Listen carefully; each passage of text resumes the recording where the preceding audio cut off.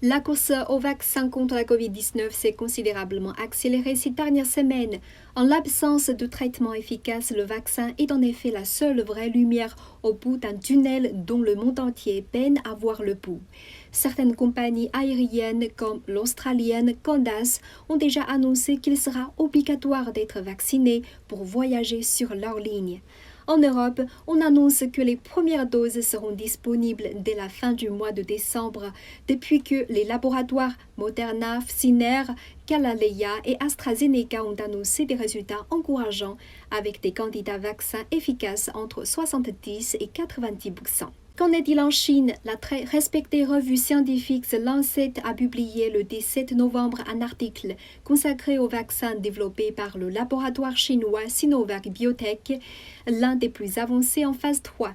Il avait fait l'objet d'un mauvais procès au mois d'octobre. Les médias avaient annoncé qu'un Brésilien était décédé après qu'on lui a injecté une dose du vaccin chinois en phase de test. L'enquête a finalement conclu que la personne s'était suicidée et donc que cela n'avait rien à voir avec le vaccin de Sinovac.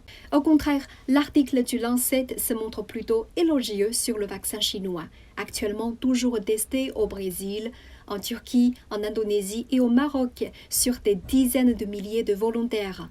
Il explique qu'il est tout à fait sûr et déclenche une réponse immunitaire au bout de 2 injections. Les effets secondaires sont pour l'instant limités, une seule personne ayant eu une réaction allergique. Les médecins du Lancet concluent en disant que le vaccin de Sinovac pourrait offrir une protection suffisante contre la COVID-19.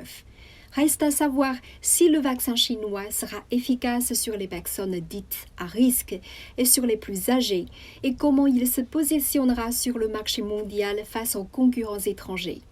Le gouvernement chinois a insisté sur une distribution juste et équitable des doses, notamment aux plus défavorisés.